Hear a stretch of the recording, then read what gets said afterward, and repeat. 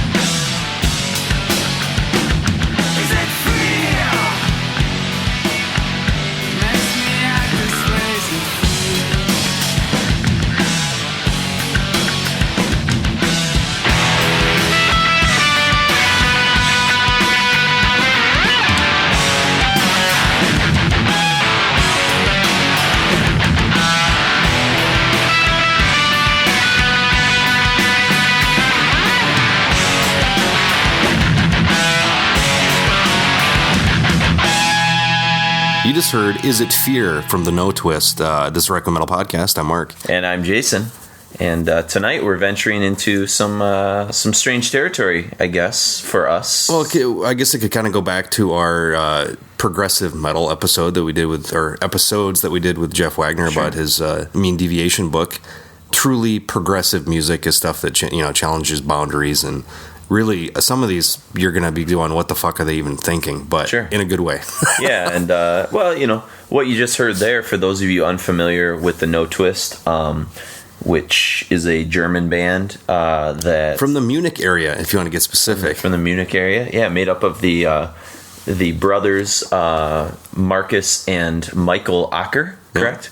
And Michael is on bass, but Marcus, is the one that is kind of the primary songwriter of the Notwist throughout their whole career.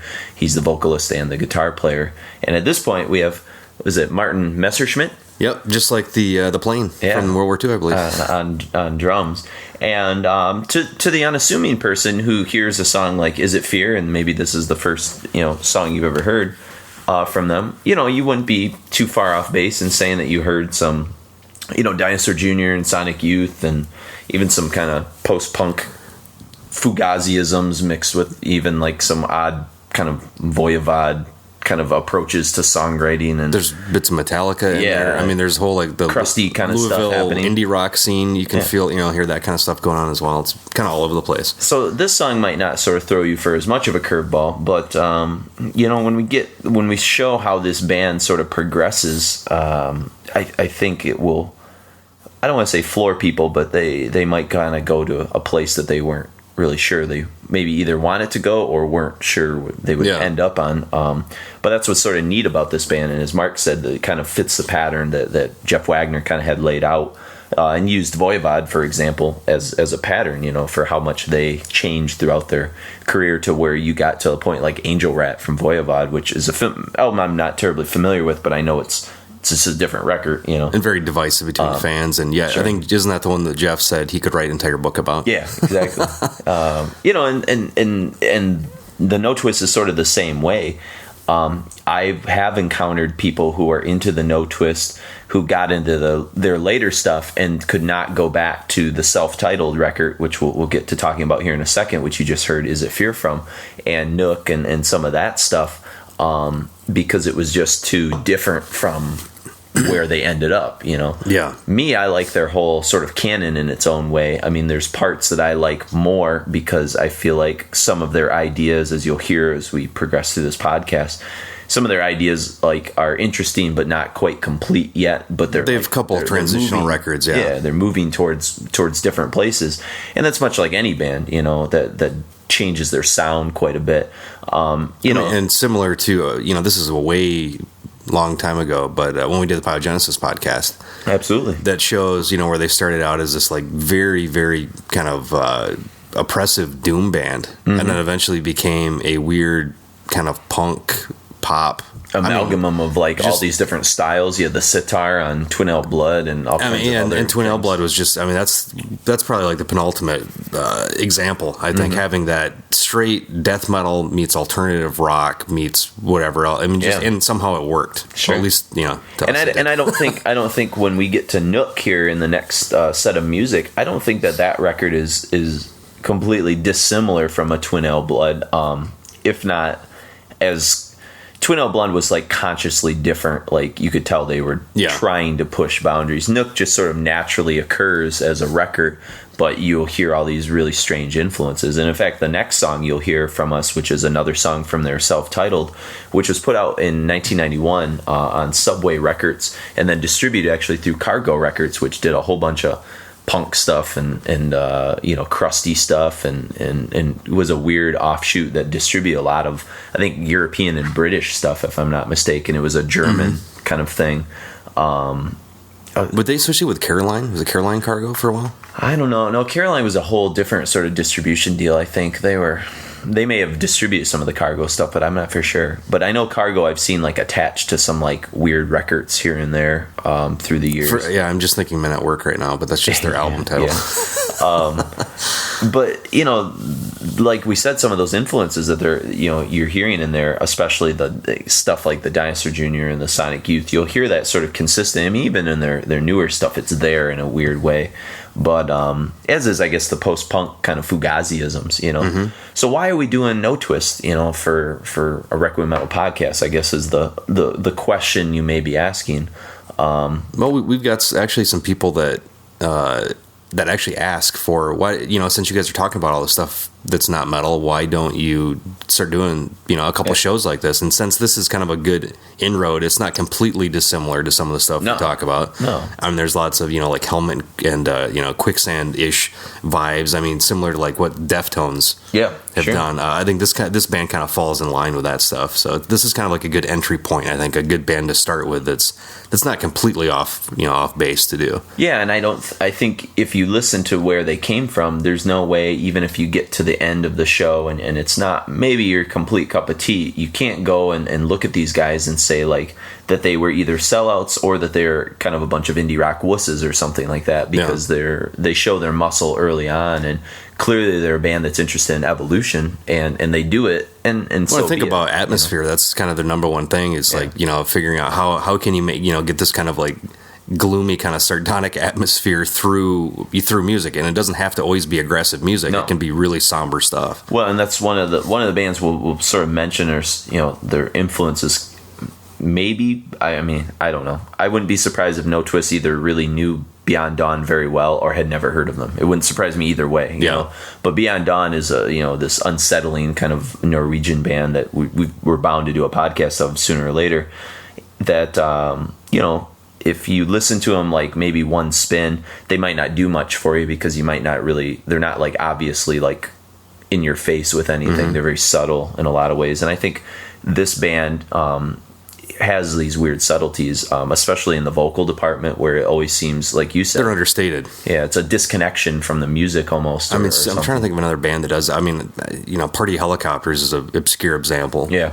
But like a band where they almost actually, here's a more current reference, the new Demonaz record. I don't know if you've heard that or not. Not yet. Demonaz from used to be the guitar player for Immortal, put out a solo record where they're not quite this understated, but as far as like production wise, they're not as important. It's just like, it's not like a typical pop record. The vocals are always going to be real high in the mix. Yeah, and this is all just kind of mixed right in.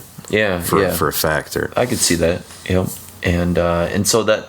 There's something like consistent vocally throughout this band's career in that sort of disconnect. I mentioned Slint. I think there's certain things like on Slint Spiderland that like it almost seems like the vocalist was like in a different world from where the songs were, but yet somewhere like, in the middle, the timing and stuff where it's just like basically he's just talking. Yeah, it's weird. And then starts screaming and June of 44 kind of stuff too. Yep. And these are all bands maybe you're familiar with or not familiar with, and maybe this is the beginning of something that Mark and I will try throughout, sprinkle throughout, which is I don't know if you want to call it the Metalhead's Guide to Cool Unmetal Bands or something, whatever you want to think of it as. That's maybe the approach we're taking, because this is a band that certainly walks in the circles of darkness that a lot of metal bands do without having to be, like full on evil or loud or even, even though those elements are here, especially in the next set of music. But, for my money, bands like Radiohead or Portishead have these darkness, or Massive Attack have these elements of just very like mythic darkness that's this really foreboding atmosphere that they can present to the audience, and I don't see why. Even like Björk was it Vespers? Yeah, Vespertine. But I mean, even a lot of the sort of stuff. Yeah, Björk sort of falls in that.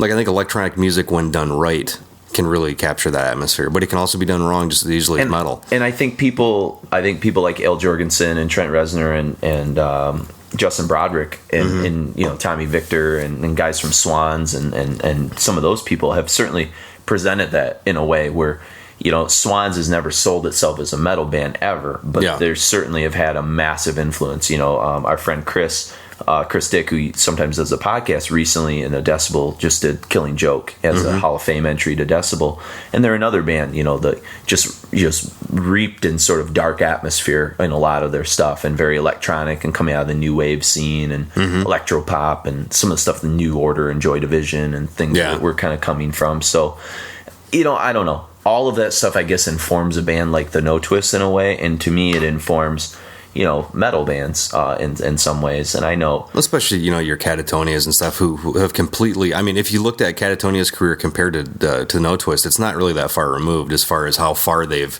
progressed, but still keeping that same kind of understanding of who they are.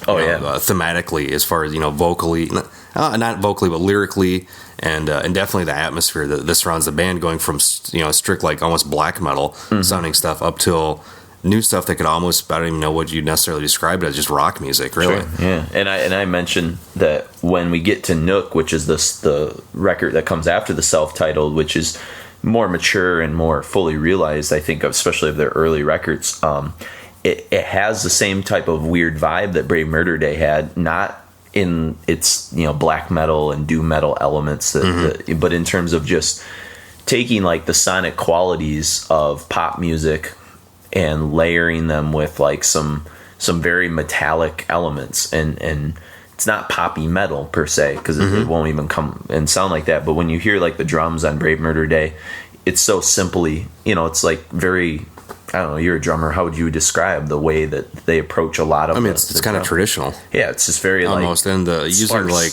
too. That doesn't necessarily have to have 500 cymbal hits and double bass to make the thing work. It's almost poppy beats though, Oh, absolutely. And it keeps, it's actually it's a different beat than what the guitar's doing as well, and just kind of, it just gives it air and makes it breathe, which is refreshing. And I think there's a lot of counter stuff that happens on Nook and the self-titled, and even throughout their career. It's all almost like what Notwist were always doing musically was sort of like crossing different patterns and crossing different genres, like in the same song, but not like they weren't kitchen sinking it in a way where it was like stuffed so full that it could be almost overwhelming, like maybe some of the progressive metal bands have been in the past, where you're almost like don't know what to listen to. But this is like seamless in a way, you know. Well, and it seems like, you know, like almost every member of the band is like almost representing a different genre of music or something. You know, the drummer's clearly, well, seems to come from some kind of metal or thrash background. Yeah. Or at least, you know, hardcore punk or something. And I can hear elements of what these guys are doing in modern day, like say Dillinger Escape Plan, for instance, is a perfect example of a band that isn't informed and evolving in that sort of sense, you know.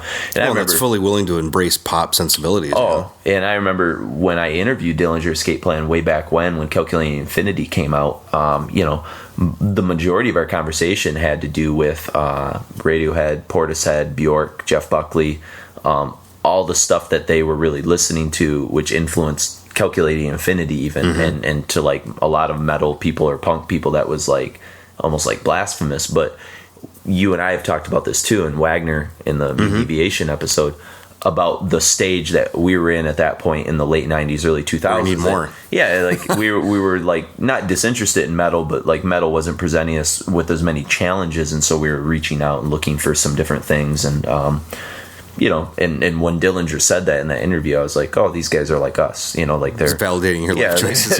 And then Jonas from Catatonia, the same, and all that sort of stuff. And it's right around that time period, actually, in the early 2000s, that a friend of ours, Trevor Nod, who used to hang out at the record store with us, and he used to help me with the radio show sometimes, quite often, and he was sort of like our gateway to like a lot of weird indie rock sort of stuff, and we were his gateway drug to like some other things. I remember having a listening session with like Entombed and Carcass, and he was like kind of fascinated by the whole vegan sort of stuff. And he's a good friend of ours who lives still in this area, even though we don't catch up with him that much. Maybe you're listening out there, Trevor. It's like Casey Kasem, you know. But he introduced the Notwist to us, and I remember his selling point was they're sort of like the German Radiohead, and when I heard Neon Golden, that kind of made sense to me, I guess, in some way. Even though I don't want to sell either band short, because they're not really like each other that much. It's just they have those sensibilities to them that, you know, of full, even full look experimentation. At where Radiohead came out of. I mean, it was almost just like an alternative rock background that morphed into like, you know, doing these things with like, you know, loops and blips and click tracks and electronics and different things and textures and stuff. So and then that's kind of where this band kind of came from. And he knew he could hook us too by playing us some of the old stuff and with these like metal like elements to it. Oh, absolutely. And, you know, so anyways, that's kind of where Mark and I sort of stumbled into this band. Then we went backwards and sort of traced their career back, and they're a neat band, and hopefully, you know, you'll enjoy the ride of this, because it is a little bit different. But you know, the next stuff that we're sort of going to get into, we've got one more from the self-titled, and something that's kind of interesting about I've Not Forgotten You is like the thrash. The first like 90 seconds or so of this song is like an introduction before it sort of settles into being, I guess, what you would say an atypical Notwist song with, you know, kind of vocal patterns and stuff. Well, there's a heavy Carcass Heartwork, well, that's B-side kind of vibe. Yeah, to it, yeah. You know? It's almost like a rehearsal tape sound to the riff. Almost like a swan song Heartwork kind of era mixed with like I kept saying like I kept hearing Death Angel Bored, you know, sort of in the middle of it. I mean, even Anthrax kind of. I was getting like a little bit of a prong vibe too. Yeah, there's some of that too. It's weird, you know, and it's here and it's kind of like mixed into it, and then, you know, Marcus Acker's vocals kind of come in, and it just turns into sort of a normal early 90s indie alternative grunge, whatever, you know. It has that sort of normal feel to it. And then from the self-titled, they evolved pretty quickly with Nook, which is their second record, and this is probably the one of their early stuff, and you probably would agree that you pull out the most, rather than say like Neon Golden and stuff. It's most fully formed from that early era, I think, as far as consistency of sound. It's not as all over the place as well. Not the first one's not all over the place, but it's not as focused as it sounds like a bunch of 19-year-olds throwing together a record. You know, like even when you open up like the booklet to the self-titled and you see some of the photos and stuff like that. I mean, you've got the guy with like dreads with a conflict shirt on. You know, so like these are like kids that they could have totally come out of Anarcho. Yeah. Who the hell knows at this point? And definitely like the cover to the first record is like kind of a DIY kind of feel to it, and stuff like that. And then you get to Nook, and Nook sort of looks like, I guess, a typical 1993 like alternative metal release. Like it looks like it could Helmet, be or like a Tool or anything like that. Yeah. And that's a cool. Those are bands that I think were informing, or they were part of that sort of process.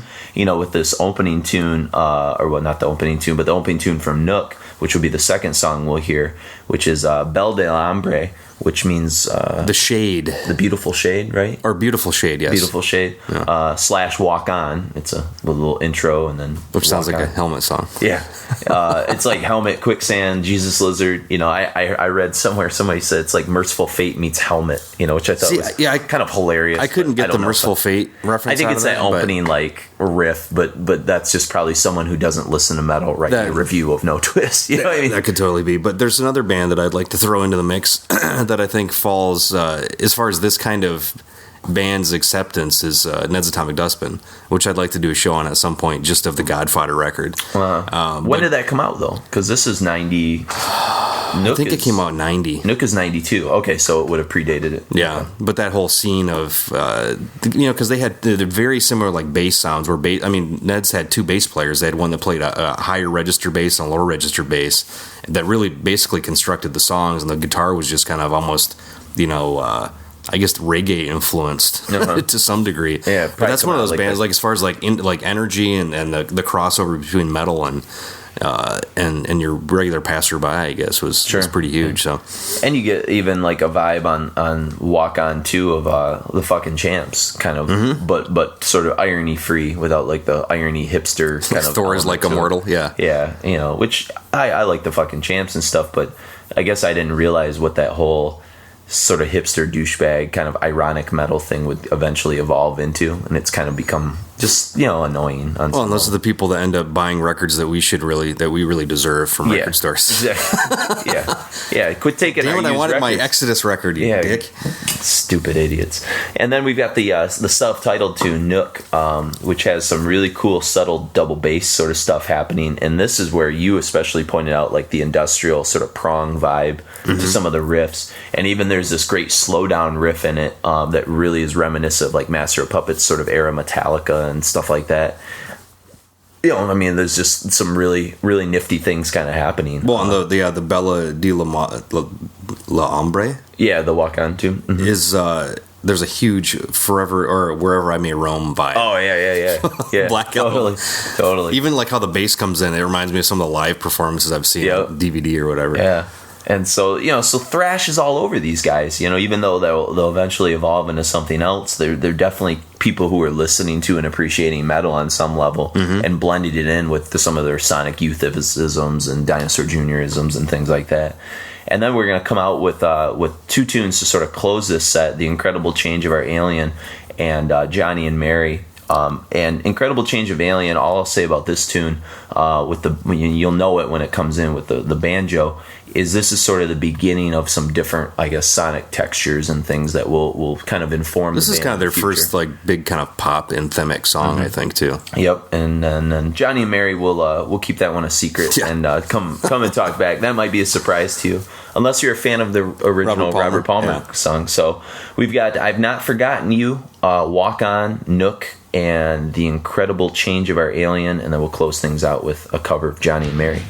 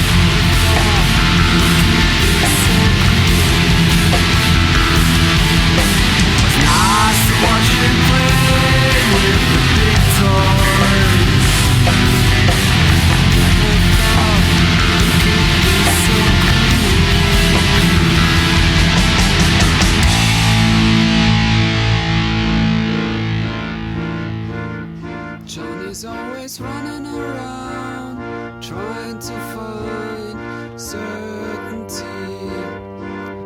He needs all the words to confirm that he ain't lonely.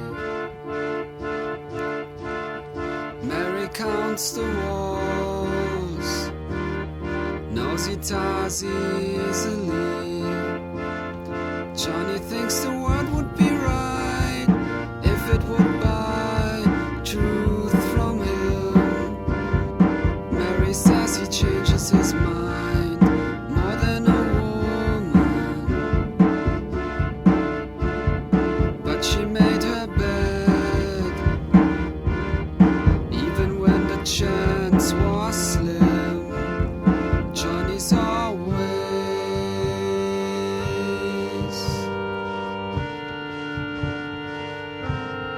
Johnny's always,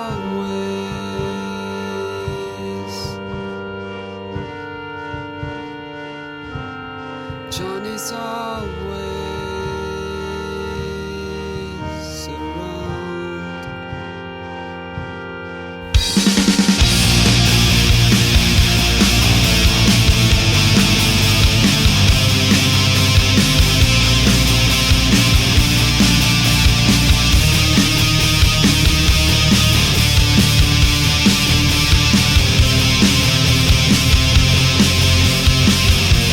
Johnny says he's willing to learn when he decides he's a fool.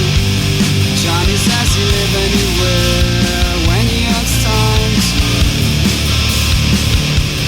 Mary comes ahead, says she should be used to it. Mary always hatches her bets, she never knows what to think.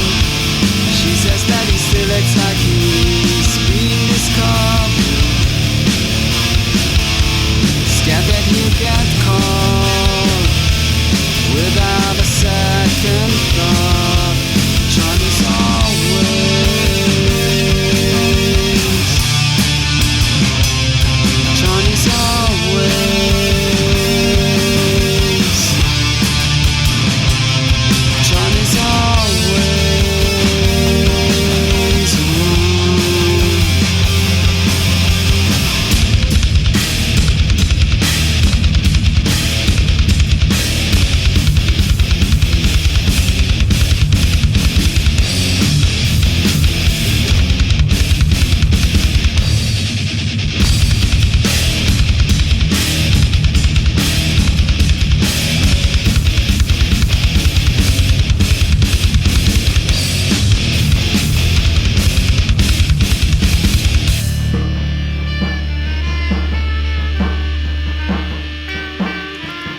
Johnny feels he's wasting his breath, trying to talk sense to her. Mary says he's lacking a real sense of proportion, so she comes ahead, knows he ties easily. Johnny's always running around, trying to find certainty. He needs all the words to confirm that he ain't lonely. Mary counts the walls, says she should be used to it. Johnny's always,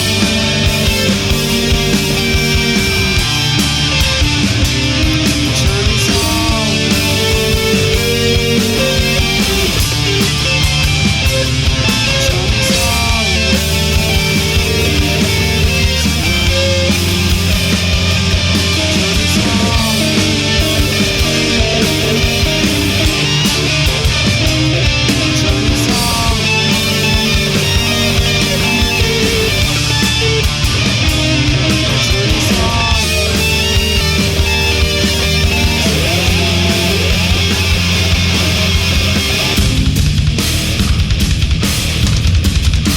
Johnny and Mary, The Incredible Change of Our Alien, Nook, Belle de Lambre, Walk On, and then we start it with I've Not Forgotten You. So how'd you like Johnny and Mary there? Ooh. Where it breaks into the Zyklon riff. Yeah, that's like almost like a panthemonium sort of thing with the weird electronic, saxy kind of sounds mixed with death metal. But it kind of totally worked. Like, oh yeah, that was I think that was the song that like hooked me initially. That was like, okay, these guys are. It didn't seem like it was coming from a sense of irony. Mm-mm. It was like, okay, this is what the song needs because it's about. I'm guessing, I didn't read the lyrics to Johnny and Mary, but I'm guessing it's some kind of like bad, breakup or something. Like a Jack and Diane. Yeah. so when the shit really hits the fan, it does musically as well, which I think I really appreciate it. Yeah, the beginning of it is probably along with the incredible change of our Alien, some of the poppier elements with the biggest like hooks, in terms of some of that stuff. So it goes from that to that sort of death metal breakdown that just sort of happens with the double bass drum. And I mean, it really shows you like the sort of sonic possibilities of metal and the sonic possibilities of pop, and that was something Pyogenesis was always sort of skirting the edges. Oh, totally. Doing all the time. I mean, even a lot of the Norwegian black metal bands that ended up morphing into electronic bands. Yeah. I think they all kind of. I don't know if they necessarily. It seemed like it was similar to Notwist. It was always about the kind of emotional vibe they're trying to give off, and not necessarily the musical presentation of it. And even look at like early Thorns compared to the 2000 or 2001 self-titled, to where all of this like electronic stuff was integrated into it, but it seemed like unbelievably sinister. It was very seamless the way they did that, and at the same time, a lot of the more interesting black metal bands and Norwegian bands like the Ulvers and Slaves and Thorns and stuff were able to like kind of take the keyboards, but like not do it like Dimmu Borgir style, and actually like not the pomposity out of it. And try and sort of figure out a way to sort of blend that in and use it not as keyboards had been used prior, but as like a texturizing element to sort of add a new musical component. And then you even see like later with like Ulver, when we get into like the Neon Golden and Shrink era of this band, like Ulver was probably listening to the same kind of influences that Notwist were, in terms of using the glitches and some of that kind of stuff, and the blips and different things. But whatever you want to call it, house music or electronic music is huge in Europe. Way more penetrating than it is in the United States. Yeah. And those last two tunes, actually, even though the incredible change of our Alien can be found on Nook, we decided to play a version that came from a kind of an obscure EP that I think since has been like used as like a bonus disc for some re-releases of these records, called Only in America. And it was a 5-song for promotion only thing. Might have even been just a radio only thing. I'm not sure. Could have been. Yeah, and I got a hold of it used at the record store, kind of a lucky find. And it's got the Johnny and Mary as well as the cover on it. But this was put out by 0 Hour Records, which I was trying to tell Mark.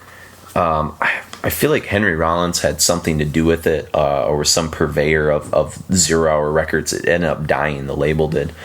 They put out some Sea and Cake stuff and some other things, but I want to say it was 0 Hour Records, and I might be completely off base with this, that actually helped like re-release some of the Flipper records, but again, I might be completely off. I might be getting 0 Hour confused with some other label that's almost sounded like that. But anyways, it was a short-lived American label in the 90s, and it put this Only in America EP out, and I think it was like their stab in the dark to try and like get them big. But then the problem is 0 Hour is going to go out of business after the next two records come out. And make them nearly impossible to find. And then Notwist sort of falls off the face of the planet for a while, But one thing that was cool about Incredible Change of Our Alien, before we sort of move on to the sort of next era, is just how like incredibly morbid the lyrics were in that song. It's about a murderer and all these other things. And so, I don't know, the sort of Germanness of these guys, like Pyogenesis, adds such an odd quality, because it's just when you think you've like nailed this band down, either going to kill you with death metal, like drop it or something like that, or their most poppy song, Incredible Change of Our Alien, is about like killing people and stuff. I mean, it's just absolutely more. And there's the kind of a precedent for the German weirdness in music and film and everything else. And only until, I would say, fairly recently have there been bands that have actually put stuff out that's not just completely that I guess is counter to American taste. Yeah. And I wonder, on some level too, I mean, it never occurred to me, but it wouldn't be completely dismissive to assume that these guys had some access to krautrock as kids, maybe from their fathers or something. But I mean, well, and even listen to like Can Kraftwerk records and stuff as well. You can see that kind of weirdness, creep into without it. a doubt. And the stuff that Bowie and Lou Reed were doing when they moved over to Berlin in the late 70s, the Hero stuff and Sound and Vision. So I don't know where, these guys aren't, there's not a lot of interviews with them. I mean, there's a few things here. There's a making of DVD for... Yeah, the stuff that I saw was very just kind of, so how's the new tour going? Yeah. Great, okay. So like, there's not a lot of information available to find out about where all the influences came from these guys, but certainly you could hear those things creeping up here and there, But from this, they they put the Only in America EP out in America to help promote their next record, which was 12, which is a transitional record. It's kind of like they're trying to recreate some of the elements of Nook, but they're also trying to make it like poppier, and some of it works and some of it doesn't. It's probably the one I listen to the least. Yeah, 12 and Shrink are probably the two I listen to the least as well, but it does have a couple of tunes that show up on the Only in America EP, like Torture Day, which they did a video for, and then M, which is a pretty cool song. But the song about the Fritz Lang movie? What's that? Is M about the Fritz Lang movie? It might be, which again, German. It could be. I didn't read the lyrics about if it's like a child killer, which is what M was about. But the song we picked was Puzzle, and this, along with Incredible Change of Our Alien, both these tunes are sort of starting to be drenched in this like use of sonic youth, like dissonant feedback. So it's not like even the jangly kind of guitars, Thurston Moore kind of and vibe. it's not like the straightforward like thrashier stuff that you were hearing on Nook. There's still like this noisy sonic scape, but it's now like you said, more Thurston Moore influence or something, or Jay Mascis, some of the stuff he would do in a way, and very dissonant wall of sound kind of stuff. And we even picked up on Puzzle very much like kind of a shoegazer element. You mentioned My Vitriol, I threw My Belay Valentine, and those sort of because the Swerve Driver would be the reason band. I threw My Vitriol in is because of the more, I guess it was a different take on the shoegaze, almost like a novice approach to it, like where Kevin Shields would build this beautiful like wall up behind it. This is almost like flipping a switch kind of noise, And then Swerve Driver I think would be more in that league with what My Vitriol was doing. They were they were barely a shoegazer band. They were almost just more like just this sonic rock band. They were just like extra loud. And they soft loud kind of stuff. And that's the other thing, that you'll hear in this tune. It's almost like these sharp explosions that kind of fly out at you, kind of mixed with this total, like, disinterested, monotone vocal approach. It's what kind of makes it's almost like listening to a guy like sing to himself on the bus or something, Totally. And the most important thing that happens on 12 for this band is when the arrival of Martin Greshman. And Martin Greshman, who also goes by the name Console, dude. Yeah, and he's done pop. Pop. Yeah. That's an obscure one for some of you fans out there. You might get that. And he starts doing a lot of the soundscapes and the electronics that are going to start to be blended in. And he's kind of a guest on 12. And on the next record, which we'll hear a song from called Electric Bear, which is called Shrink, their next record. When did Shrink come out? Shrink came out in 98. 98? Okay. Yeah. And 12 was what, 95, I think? 95. Okay. Yep. Well, like, kind of the mid-90s, an odd time, not a popular time to be, like, a loud, metallic-sounding band. This is when kind of everyone was starting to... There was a resurgence of, like, the vapid pop music. Yeah. Boy bands, all that kind of garbage. And so, like, they start to experiment. This is, 97 was when OK Computer came out, and I think that was a record that had massive influence over a lot of bands in terms of what you could do in terms of pushing the boundaries of like traditional pop or rock, but yet be totally experimental and still have like and mass sell appeal. Records. Sell records and be recognized critically.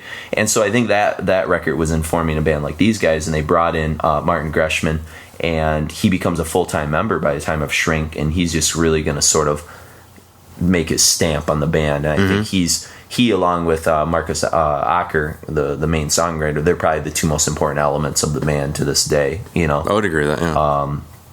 And when he does, after he goes full time on Shrink, we should mention he actually does some songs for Bjork on Vespertine. He produces them, right? Not all the songs, but just a couple of the songs on there. Yeah, but Okay. he's part of that, and he does some other guest things for. I think he put out a solo record in '99 on Matador Records.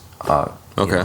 Which again, 99. I had all kinds of random crap from Matador at that point. and I don't think I ever came across that one. No. But who knows? It may have been something I heard somewhere along the line. Was it under the name of Console? I think it was under the name of Console. Okay. Pop. Check that out, dude. Yeah.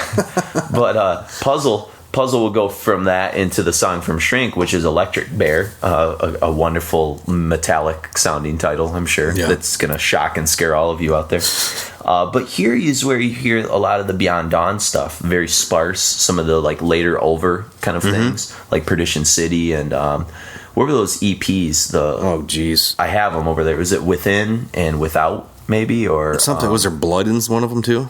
well, there was the Blood Inside record Blood that Inside. came out after that, but there was Okay. those really like obscure EPs, like Expecting or That went along with Perdition City?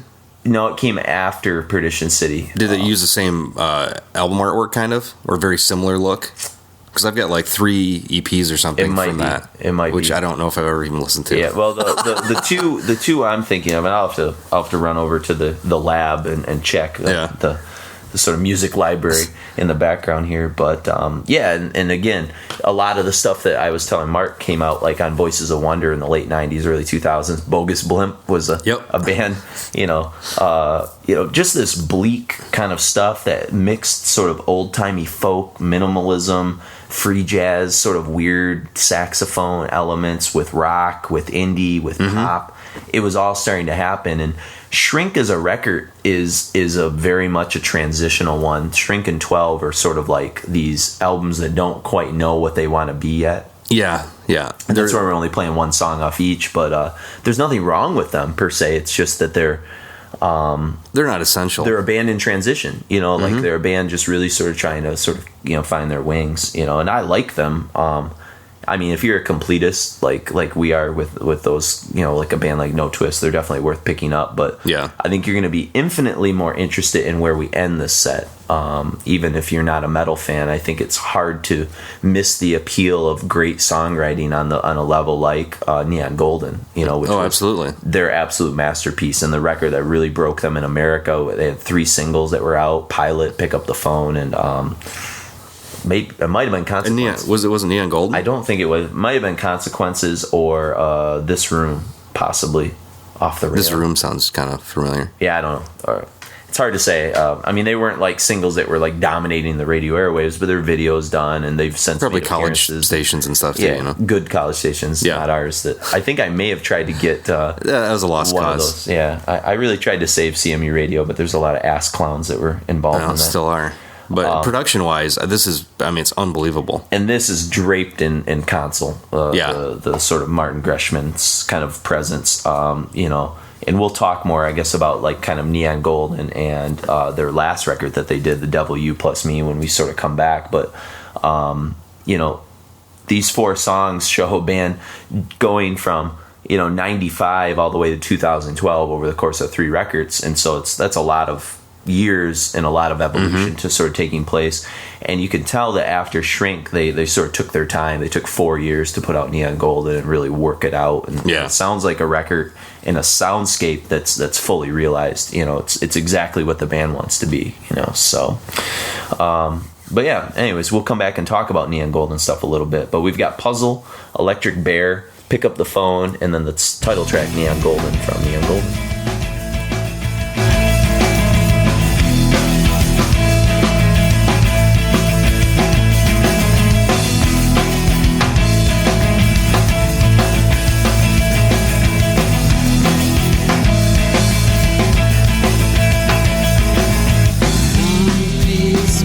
Makes you small, could be a day. Within a second you're alone. You want things that tell you exactly what you really are, to make you feel complete. All I have is yours.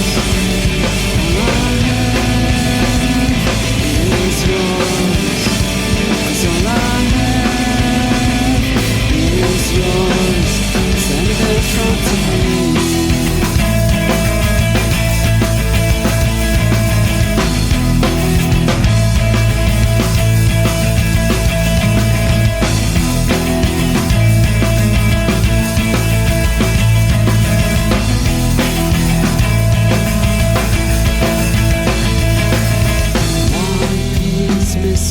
you small could be a day.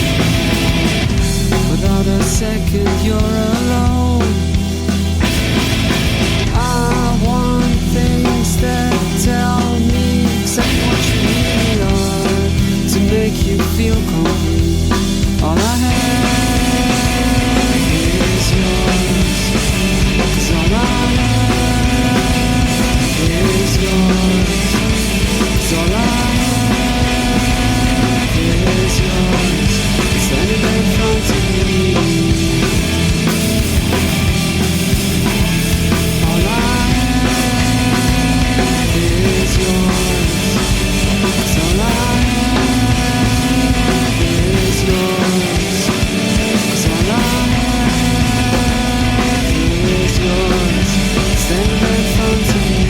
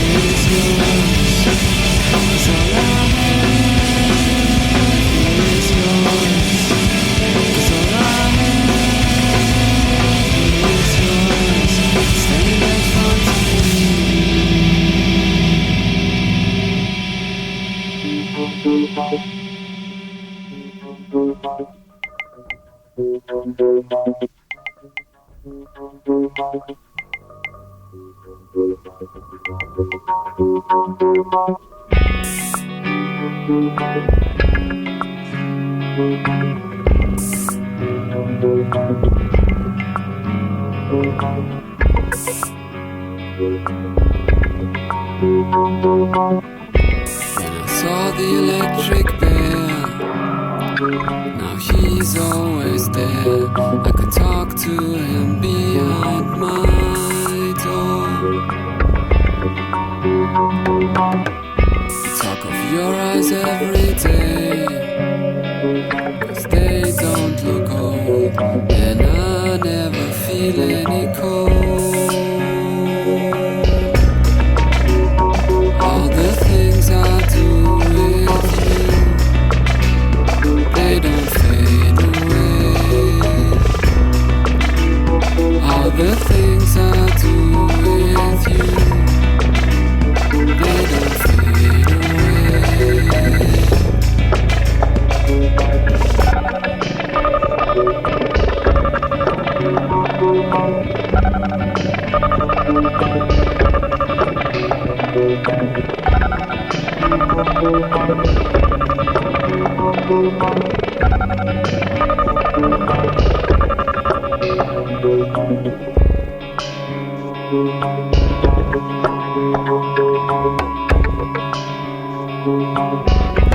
I saw the electric bear, now he's always there.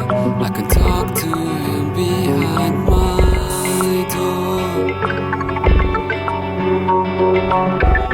Talk of your eyes every day, 'cause they don't look old, and I never feel any cold.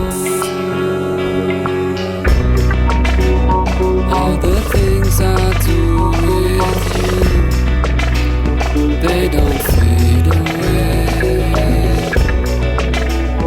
All the things I do with you, they don't fade away.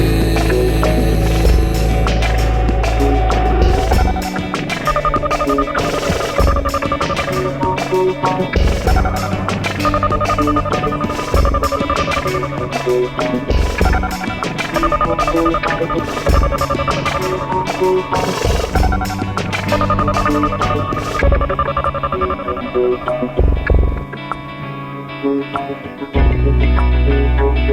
the things I do with you, they don't fade away.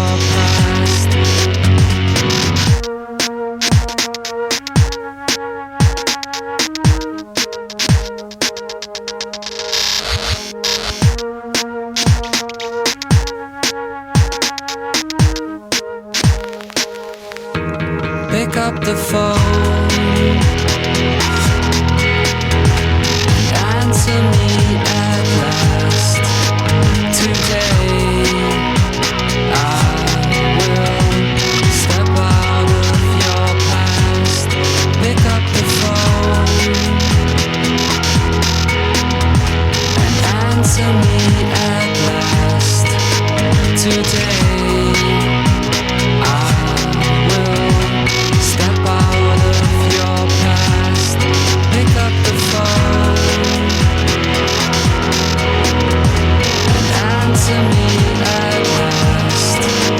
Today I will step out of your past. Pick up the phone and answer me at last. Today I will step out of your past. Pick up the phone.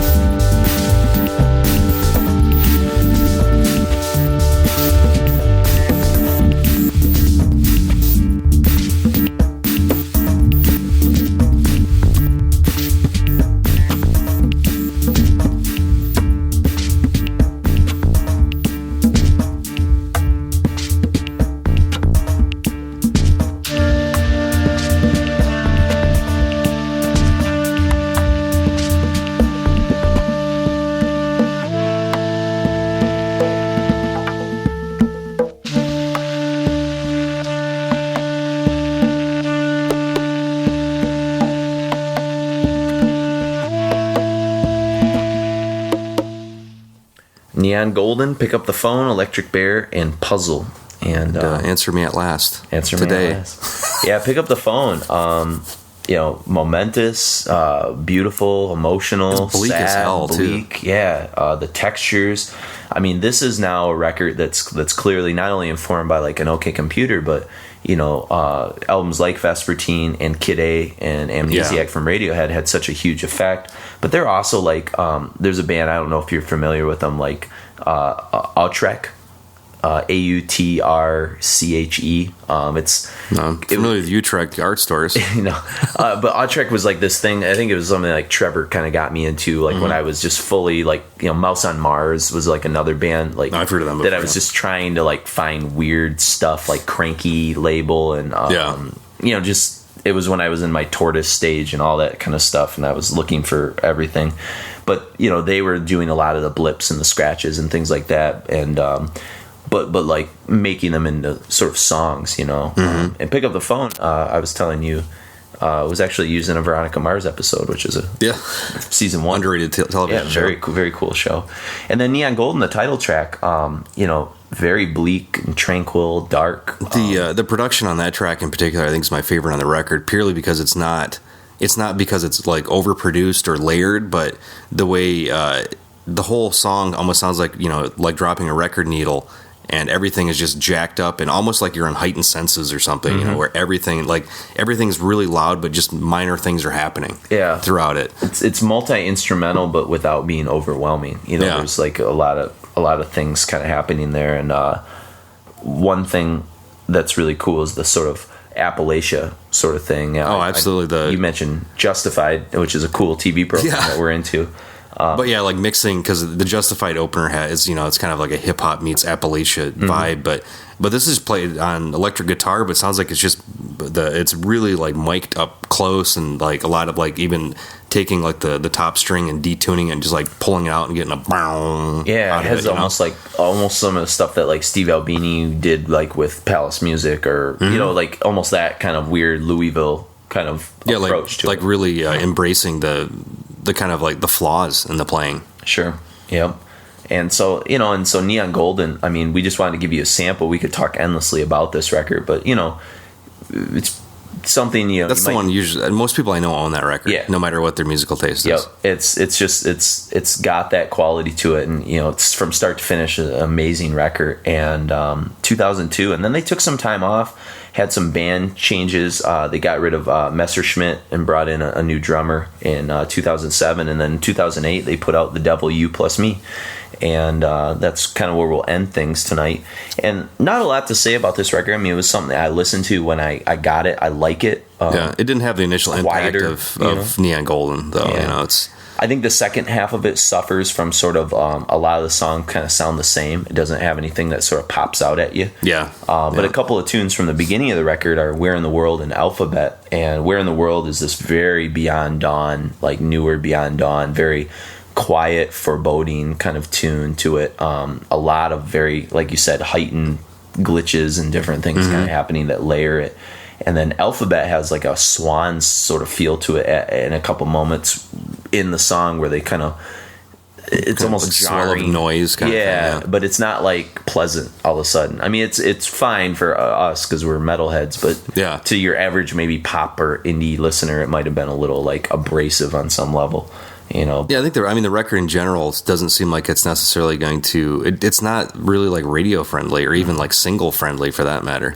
It's very kind of sparse and kind of at the top of their game as far as refinement goes, like taking every unnecessary sound out, leaving only what has to be there kind of thing. So and that's that bleak element. I mean, they never seem to be able to leave behind their past on some level, that they came from I guess darker origins or something. Well, I mean, I think the word you said, dissonant, is that's what's kind of permutated every single record they've done. That's always been the constant. That and the vocal patterns almost, almost kind of the same. So but hopefully you've enjoyed the journey. They're a strange band. They're loud enough at times, as you've heard throughout the podcast, to necessitate at least certainly a mention, if not like what we did, a full podcast. And let us know what you thought. So, shoot us an email at requiempodcast@gmail.com. Drop us a line on Facebook, or leave Star us a reviews, comment. man. Yeah, And if you'd like to be an executive producer like this show was executive produced by, go to requiempodcast.com and click on the Be an Executive Producer button. There you go. It's very, very, very helpful. Cool. Especially in these trying economic times. Yes, it is. And and certainly with something like the Notwist, because we're experimenting, this is the kind of thing like we like to hear feedback, whether this is something you enjoyed or didn't enjoy, and sort of what your feel was, because certainly we're comfortable and familiar enough with this band, but it might be so left of center that maybe it caught you off guard, but maybe in a good way, and so we want to hear that kind of feedback. Or if it didn't, and it's a kind of it's a less metallic band that probably nobody's even heard of. Exactly. Too. It's like a weird jumping in point. It's like, well, maybe they could have talked about Radiohead. Wouldn't that have made more sense? But sure, but that'd be the obvious choice, and we don't like. Well, there's definitely more metal influence back in the day. Yeah, so it's as obvious as Crystal Age was. Yes.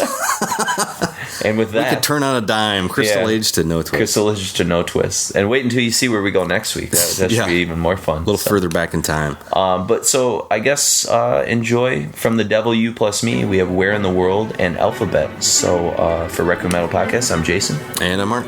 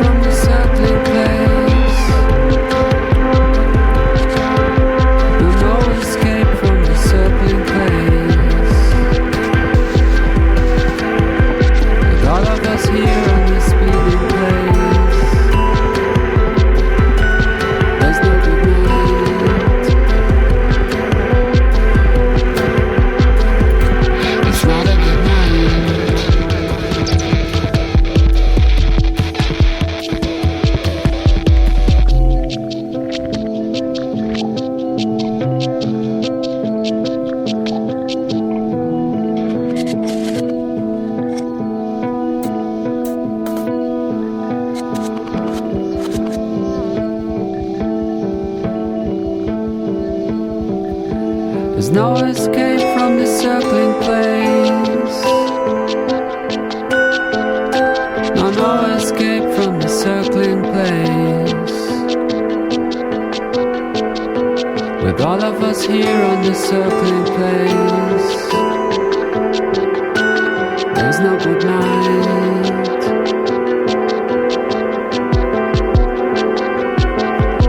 There's no escape from the circling place. No escape from the circling place. With all of us here on the speeding place. There's no good night.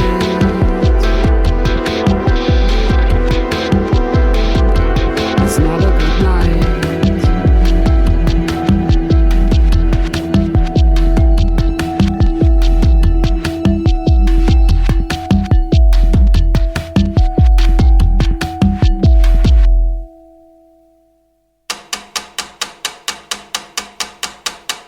I want single algebra.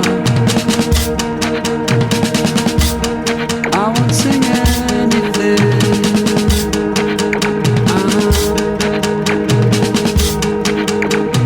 I want singularities.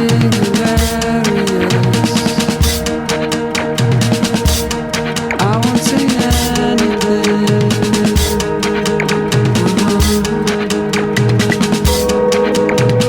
I won't sing your alphabet. I won't sing anything.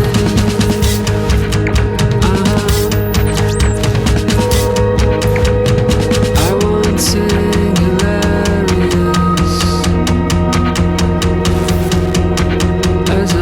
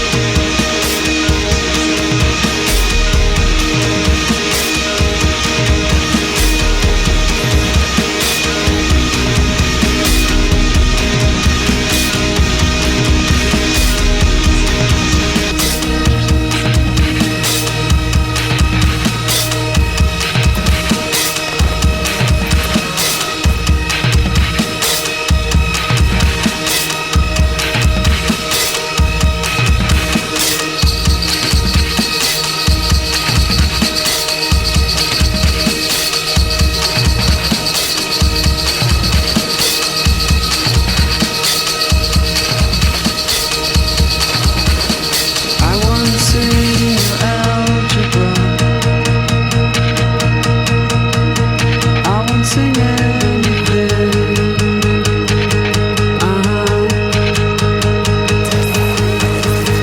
I want singularities.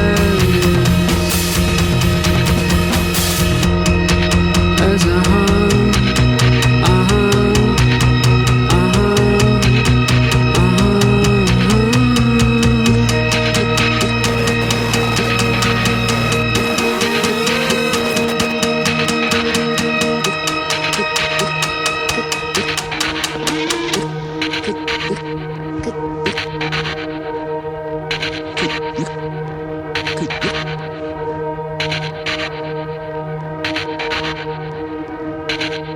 Requiem Metal Podcast, episode 128, brought to you by executive producer Shawna Perez. Thank you very much for your support.